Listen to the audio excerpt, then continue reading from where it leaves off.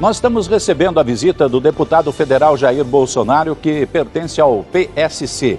E ele está aqui em Londrina exatamente para quê? Para falar a respeito do seu já início de caminhada rumo à presidência da República. Ele veio para fazer palestra, ele veio para ter encontros políticos importantes e relevantes aqui. E nós, inclusive, acompanhamos a visita desde a hora em que ele chegou. Ontem estávamos ao vivo no aeroporto de Londrina e aí trouxemos o acompanhamento todo desta visita que Jair Bolsonaro veio fazer à nossa cidade. Primeiro, bom dia, como vai? Eu queria que o senhor assistisse conosco a esta matéria para que depois a gente começasse então a entrevista em si. Pode ser? Pode, é um prazer. Jair Bolsonaro aqui conosco, vamos acompanhar a matéria e depois nós já começamos as perguntas, as dúvidas que eu tenho que eu gostaria de tirar com Jair Bolsonaro. Saguão do aeroporto movimentado com a visita do deputado federal. Já na chegada, Jair Bolsonaro discursou. Mostrar que o Brasil pode ser grande! Depois ele seguiu para a coletiva de imprensa. Estava acompanhado do deputado estadual Fernando Francischini. São palestras que nós temos feito sobre revogação do Estatuto do Desarmamento, redução da maioridade penal e acaba, cada vez que a gente anuncia onde a gente vai, esse movimento todo que vocês assistiram. Se preparando, porque se o destino é assim o desejar, nós queremos colaborar com o futuro do Brasil por ocasião das eleições do ano que vem. Reforçou posicionamentos polêmicos pela escola sem partido e o fim do desarmamento. A arma é mais importante do que defender a vida da pessoa. Ela serve para defender a liberdade de um povo. Todas as ditaduras foram precedidas de campanha de desarmamento. A história conta isso daí. E um povo armado jamais será subjugado. Na saída, cumprimentou os cidadãos e tirou fotos. Na prefeitura, se reuniu com o prefeito Marcelo Bellinati. Seguiu para a Câmara. Houve discussão na entrada. Expediente Brasília, não é para estar aqui não. A participação nesta mesa redonda é um dos últimos compromissos do deputado na cidade. Oportunidade em que Bolsonaro expõe as principais ideias. O evento reuniu centenas de simpatizantes em um hotel de Londrina. Nos discursos, os políticos defenderam projetos da direita.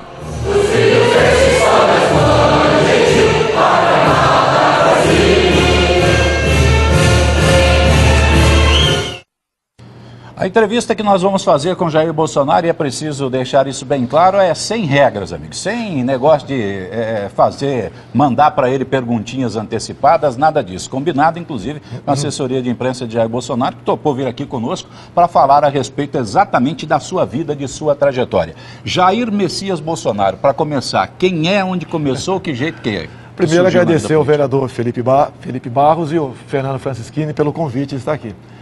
Sou capitão do Exército. Entrei na política em 88 como vereador, em 91 assumi o mandato de deputado federal e estou no 7º mandato. E pretendo sair da zona de conforto, que é que nós temos em Brasília, no parlamento, e não aventurar nada, mas participar por ocasião do jogo político do ano que vem, para que eu possa melhor servir ao Brasil. Para nós entendermos um pouquinho de quem é Jair Bolsonaro, quando ainda oficial, algumas coisas foram feitas ali, algumas tentativas até de superiores seus, de calar a sua boca, não? Não, mas é natural, eu conheço a regra do jogo, eu dei uma entrevista na seção Ponto de Vista da revista Veja, em 86, fui punido com 15 dias de prisão administrativa, sem problema nenhum. Agora, coincidência ou não, no final do ano tivemos o 13º salário.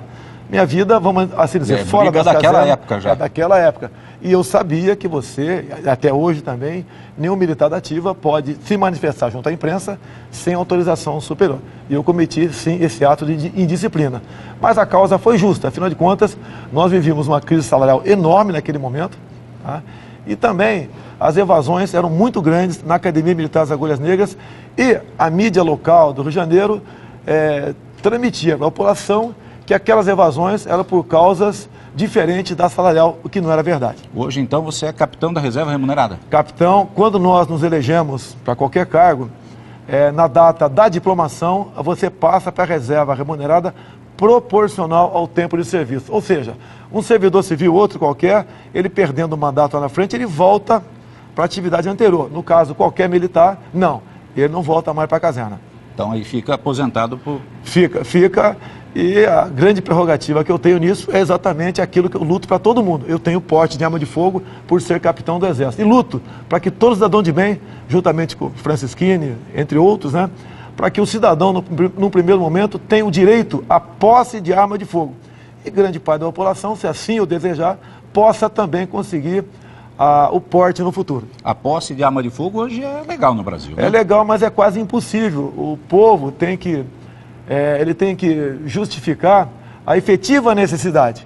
E daí, muitas vezes, por determinação superior do Ministério da Justiça do próprio Presidente da República, essa efetiva necessidade não é reconhecida. E ele dificilmente consegue comprar uma arma de fogo. E as taxas também são muito altas, não são? Nós defendemos, inclusive, o registro definitivo. Hoje, passou de 3 para 5 anos. Eu disse, na época, que estavam criando o IPVA das armas. Ou seja, mesmo assim, mesmo com a dificuldade, você elitizou. Só quem tem dinheiro pode, periodicamente, pagar essa nova taxa e ter uma arma dentro de casa. E nós vivemos num país onde você não tem segurança nem dentro da sua casa.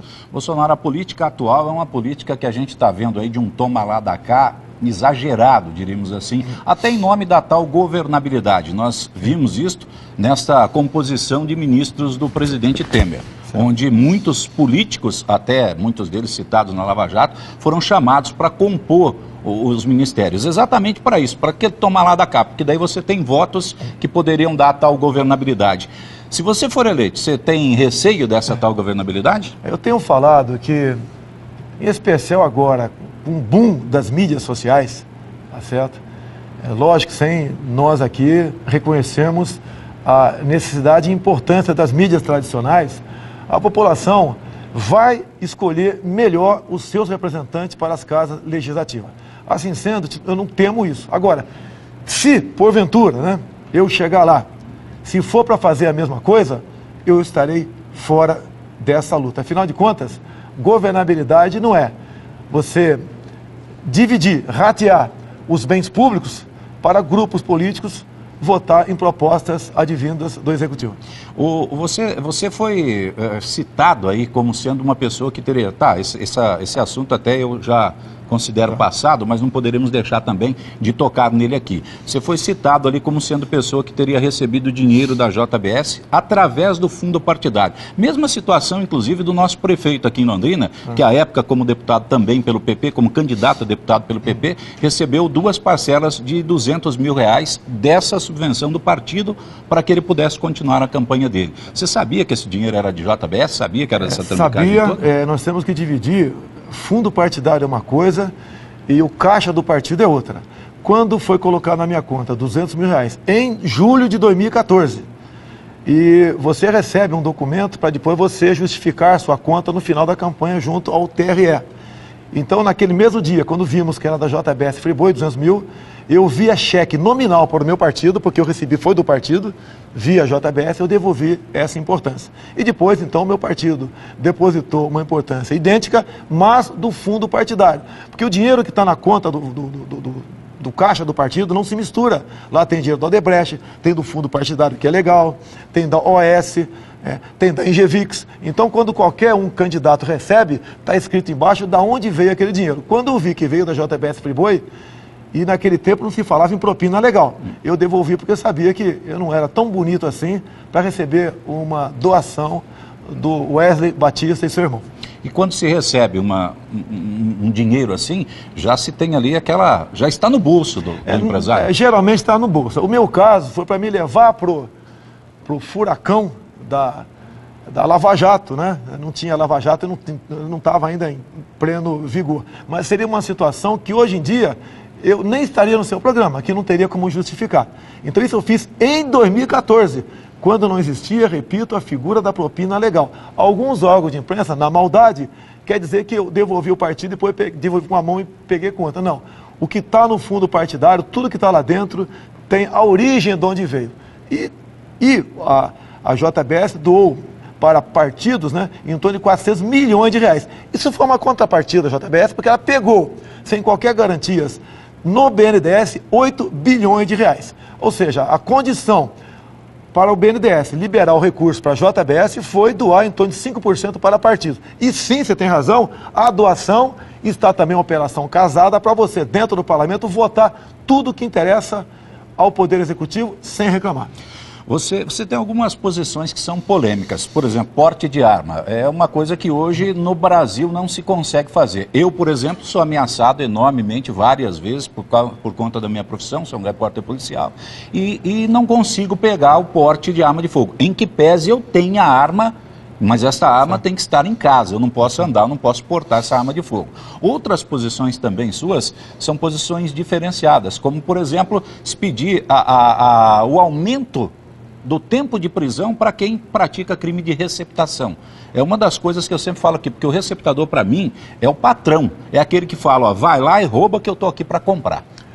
Não sei se você tomou conhecimento, né? Essa semana apresentei um projeto nesse sentido. O roubo de carga no Brasil virou uma epidemia. Tem empresas, por exemplo, que não aceitam frete para o Rio de Janeiro. Lá são 30 caminhões roubados por dia.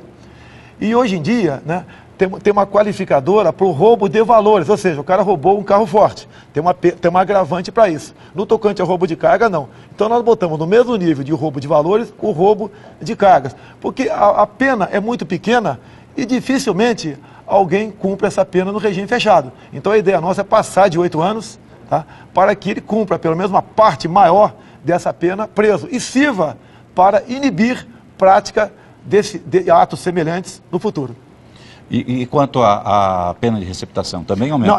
Também, desculpa aqui, faltou complementar. Também no mesmo projeto botamos a receptação, que muitas vezes se vai numa casa, num supermercado, e está constatado que aquele material veio realmente de roubo. Então o dono do supermercado vai responder por isso. Porque não existe o roubo de carga sem um fim destinado da mercadoria. O cara não rouba, por exemplo, 500 laptops para si.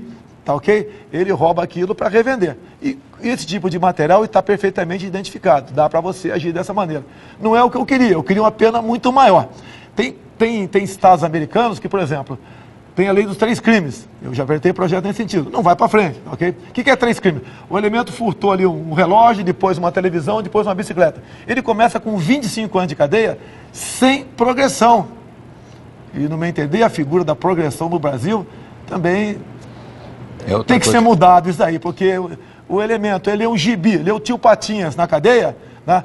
De acordo com o número de gibi que ele é na cadeia, abate a pena no final da história. Se é que ele vai ler isso mesmo. Tem muito analfabeto lá dentro e alguns figurões, por exemplo, presos ultimamente, se beneficiaram de leituras em bibliotecas. Eu quero saber também de Jair Bolsonaro detalhes a respeito do seu pensamento sobre homossexuais. Nada contra, cada um vai ser feliz da maneira que bem entender. A minha briga nessa questão é contra o material escolar.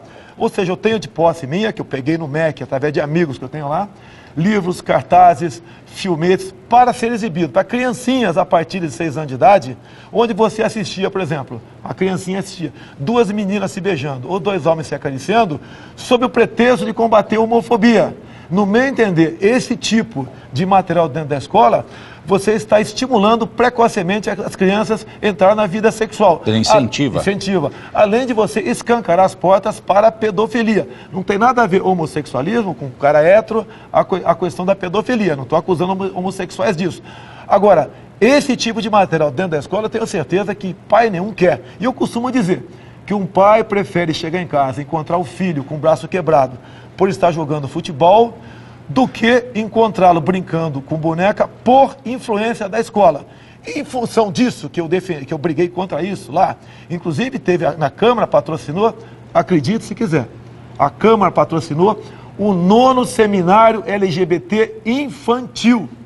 Então, como eu briguei contra isso, pouca gente em Brasília tem coragem de brigar, porque sabe que o contra-ataque vai ser muito grande. E eu recebi aí a acusação de ser homofóbico. Cada um vai ser feliz da maneira que bem entender, não tem nada a ver com isso. Entre 4 paredes faz o que quiser. Agora na escola é que não dá para incentivar. Na escola nenhum pai quer isso daí. Um pai quer, qual é o patrimônio do pobre, basicamente, né? É de todos nós, mas do pobre em especial. É a sua família. Ele quer ver o filho homem dele ser o Neymar da vida, tá certo? Ele quer que a filha vai ser uma enfermeira, uma advogada, uma secretária, seja o que for, mas tenha sucesso. E ele, quando bota o filho na escola, é para ele aprender, para ele ser instruído, porque o que tira O homem e a mulher da miséria é a instrução, é o conhecimento, e não Bolsas Famílias. E não também essa questão de liberdade total dentro da escola, que nós sabemos onde isso vai chegar. Vai ser o fim, no meu entender, da esperança na juventude de um Brasil melhor. O Supremo determinou em segunda instância condenações de pessoas que são condenadas em segunda instância, já tem que começar a cumprir pena, independente se tem recursos ainda a serem mandados. E recursos geralmente são recursos para diminuir o tempo da pessoa em cana ou pelo menos para postergar a data de prisão dela. Agora parece que já tem um movimento contrário lá no Supremo, não é? Olha só, quando começa a cair políticos, a coisa muda. Foi decidido há pouco tempo. E nós sabemos que o Supremo está recebendo pressão para julgar os envolvidos no Petrolão, como no passado, no Mensalão. E essa decisão no passado foi por 6-5. E eu falei há pouco tempo em Goiânia, numa palestra para oficiais da PM e bombeiro, que uma reinterpretação disso, da prisão, começar a ser cumprida após a condenação em segunda instância, seria o fim da Operação Lava Jato. No dia de ontem, nós assistimos aqui 2 ministros do Supremo, um foi o Gilmar Mendes, o outro foi o Marcelo Moraes, o último ministro, dizendo que esta decisão tem que ser reinterpretada. Ou seja, no mínimo, a prisão seria cumprida após decisão em terceira instância, que seria o STJ.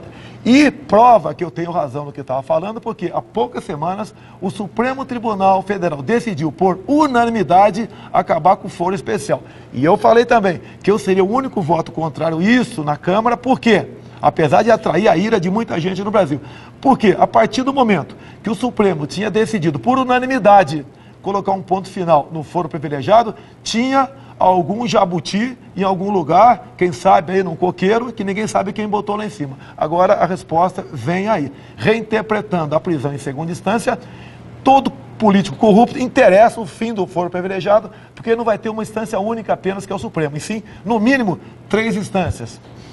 É o nosso Brasil. Nós temos um parlamento, infelizmente, com uma grande maioria, poucas são as exceções, de pessoas corruptas. O Supremo também não é confiável? Olha, o critério para indicar para o Supremo, para o STJ, e basicamente, desembargadores em parte, é um processo que, no mínimo, te coloca em dúvida. Por ocasião do Mensalão, nós lembramos de algumas trocas de ministros, tá certo? Que foram bastante providenciais e bastante discutidas pelo governo Dilma e Lula, e a conclusão era uma só, e concretizou-se no final. Desqualificou a questão da formação de quadrilha por parte daqueles envolvidos no Mensalão. E ao desqualificar isso, as penas foram inferiores a 8 anos. Então você não vai diretamente para o regime fechado. Então desconfiamos disso.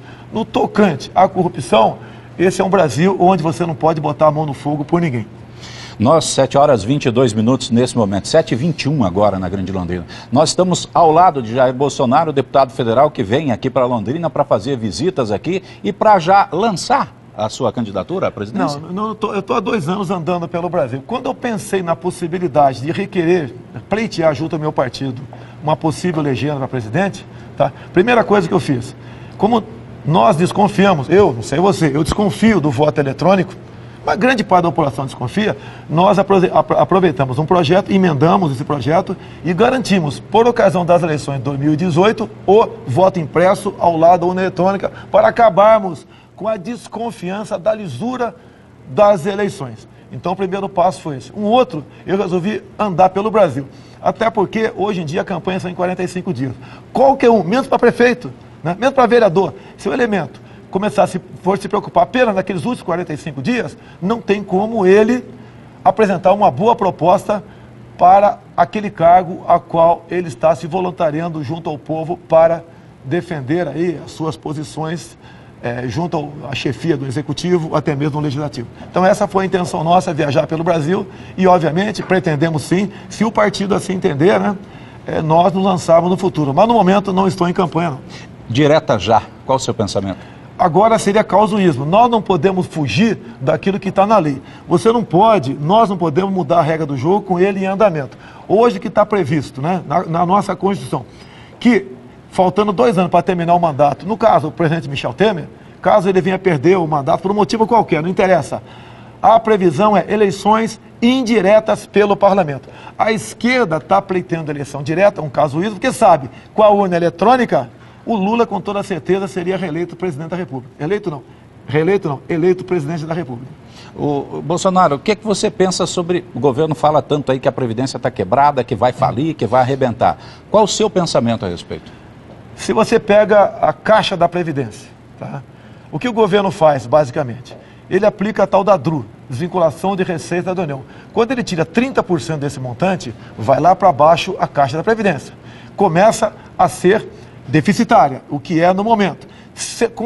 Sem a DRU, estaríamos equilibrados. Agora, o grande bronca minha contra essa proposta que está aí. Eu estive no Piauí, é o segundo estado mais pobre do Brasil. E lá a expectativa de vida está em 69 anos, segundo o IBGE. É, no meu entender, uma desumanidade você passar para 65 anos. O governo poderia dar uma pequena mexida agora, aumentando em um ano, por exemplo, a questão da mulher, 50 para 51, o homem, 50 para 56, tá? Dar uma mexida devagar por aí e deixar para quem assumir em 2019 dar mais um passo. E eu sempre disse, e agora prova que eu tenho razão, que o governo não iria aprovar a reforma da Previdência, ainda estaria dando munição para o PT crescer por ocasião das eleições futuras. É o que nós estamos vendo aqui, em parte, acontecendo no Brasil. Se tirar a DRU, a receita é superavitária? Chega a equilibrar. Se não mexer. Uma outra questão também... Então, na verdade, o governo gasta mal esse dinheiro que nós pagamos. Exatamente, tem esse lado também. E o grande déficit da Previdência é a aposentadoria rural. 2/3. Ninguém quer acabar com a aposentadoria rural, não. Mas do bolo que entra no déficit, 2/3 vem da aposentadoria rural. Ou seja, quem paga tem que estar no lugar, quem não paga tem que estar na outra, com outra rúbrica. E não podemos apenas botar essa conta para pagar por aposentado que já vem pagando há muito tempo. No passado, você podia se aposentar com 20 mínimos, depois passou para 10. E atualmente, mesmo quem pagou 10, está recebendo 3, 4. Isso é uma grande injustiça que você tem que corrigi-la. E você tem que bater também na questão dos devedores do INSS. Eu sei que a dívida no bolo como um todo não é tanto, mas é importante. A própria JBS é a empresa que mais deve para o INSS. Justifica ela pegar 8 bilhões emprestados, doar, entre aspas, quase 500 milhões de reais para fundo partidário e não pagar essa dívida que tinha com o INSS, você tem que atacar na questão disso e na questão também de fraudes que existe muito no Brasil no tocante a aposentadorias, sendo repetitivo, né? A aposentadorias fraudulentas. E a reforma trabalhista, seu pensamento? Plenamente favorável. Nenhum direito foi retirado. Até porque tudo quando se fala de 13º, hora extra, fundo de garantia, tudo está no artigo 7º da Constituição. Nós não votamos proposta de emenda à Constituição. Foi projeto de lei. Assim sendo, nós apenas facilitamos a relação empregado-trabalhador. Porque hoje em dia, eu sei que a grande maioria são empregados no Brasil e a minoria são patrões, mas uma grande verdade, ser patrão nesse Brasil é bastante complicado, em especial por causa da CLT. O Brasil, por ano, recebe quase 4 milhões de ações trabalhistas. Nós temos mais ações trabalhistas no Brasil do que o mundo todo. Algo está errado. Direito queremos que todos tenham, mas hoje em dia eu te pergunto, qual é o direito do desempregado? Nenhum. E o patrão tem dito para mim, e muitas das minhas andanças pelo Brasil, que o trabalhador vai ter que decidir um dia, menos direito e emprego ou todos os direitos e desemprego. E complemento, hoje em dia, dado a CLT, o salário é muito para quem paga e pouco para quem recebe. Algo está errado. Devemos nos aproximar da legislação americana nesse tocante. Agora, reforma trabalhista, para valer, logicamente tem que ter a participação de todos, né? Mas como está previsto na Constituição, que tem que mexer no artigo 7º, onde muitos juristas dizem que lá estamos no capítulo das causas pétreas, somente numa nova Assembleia Nacional Constituinte você poderá mexer com isso aí. Nós temos ouvido por aí, Bolsonaro, que o Jair Bolsonaro é meio maluco, é meio passado, é meio doido. Como é que vocês consideram? Eu não dou bola para isso não, é o que pode falar, né? Intriga da oposição. Antes de ser maluco do que estar na Lava Jato. Menos mal, né? Qual a tua sequência de andança agora aqui pelo Paraná? Maringá, tá? Quase todo mês nós saímos 2, 3 vezes para algum estado. É a convite de parlamentares, né? Como o Francisquini aqui e o Felipe, tá certo? É isso daí. E nós estamos sempre abertos. Como quando pergunto à minha assessoria qual é o que pode, o que não pode ser falado, a gente deixa em aberto. Afinal de contas, é dessa maneira que você constrói uma democracia de verdade. Muito obrigado pela sua presença, viu? E se for presidente da República, vai prometer que volta aqui um dia? Opa, se eu não voltar, o Francisquinho me prende. Vai com Deus, um abraço. Jair Bolsonaro, deputado federal, aqui ao nosso lado, nos respondendo aos questionamentos que eu tenho certeza Londrina queria saber mais a respeito da presença deste homem que está aí, figurando como sendo um dos prováveis presidenciáveis. Como é que vai ser a sequência da nossa política no Brasil? As coisas ainda andam muito que indefinidas, né? Não se sabe se Michel Temer continua, se não continua. Ele fala que não renuncia. Alguns dizem que se formos colocar um processo de impeachment, como ontem, por exemplo, a Ordem dos Advogados do Brasil já ingressou com mais um pedido de impeachment contra o presidente da República, nós teremos aí um prazo que será exacerbado e que vai dar para que o atual presidente da República termine o seu mandato. Já falam até que o TSE, na reunião que iria ter no dia 6 de junho, vai modificar a data para esta reunião. Esta reunião que os nossos ministros iriam ter, ela vem exatamente para julgar a chamada chapa Dilma Temer.